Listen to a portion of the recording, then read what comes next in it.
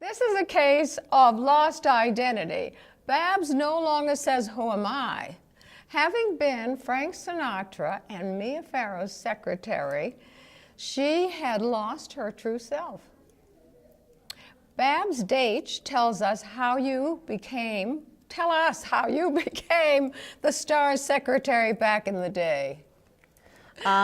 Mia was looking for someone to do her fan mail for her.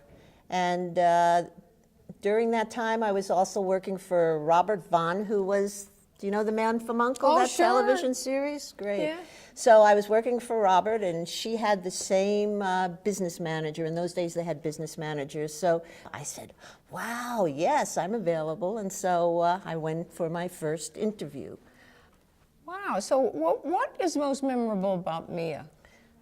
Well, as far as memories go, to me, Mia was always a very innocent-looking person who really cared so much about the people around her. She lived in a very austere apartment on a street in Beverly Hills. She came from a huge family, a show business family. Her mother was Maureen O'Sullivan, and her father was John Farrow. He was a screenwriter. He was also knighted by the Pope, and he was a screenwriter for Around the World in 80 Days, and Maureen O'Sullivan was the Jane of Tarzan and Jane. And she wasn't affected by it at all, and she was really a family person. She loved pets. In walks Frank Sinatra. We'll fast forward to Frank. Yes. Well, Frank walked in while she was doing Peyton Place, and he had seen her on the lot. I have a feeling that Frank said, introduce me to her, introduce me to her. And finally he did, and they met on the set. She was in costume when she went up to see him, and that's how it first started. Was he a tough guy? Well, he had a tough persona, and he was a powerful man, but basically I saw I really did. I mean, this is not a PR. I wasn't paid anything to say this. I never wrote a book about it. But he was a nice guy. I mean, he was sweet. And I got to see Frank, at home. Sometimes he was in his silk pajamas when he came down for a cup of coffee, or sitting on a chair reading a book and having a cigarette and drinking a nice Jack Daniels. So he was sweet, but he wanted things, just like in his song, my way.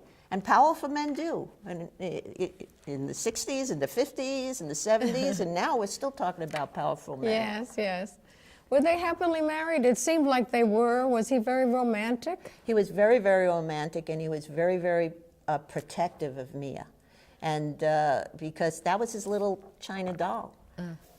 She was so much younger than him, and most of the women that he was hanging out with, even in those days, were at least 20 years older than she.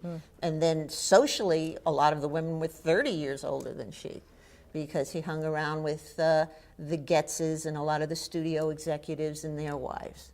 So there was a certain look he wanted Mia to have, like wearing things from Saks Fifth Avenue. He was very generous. He bought her so many wonderful things.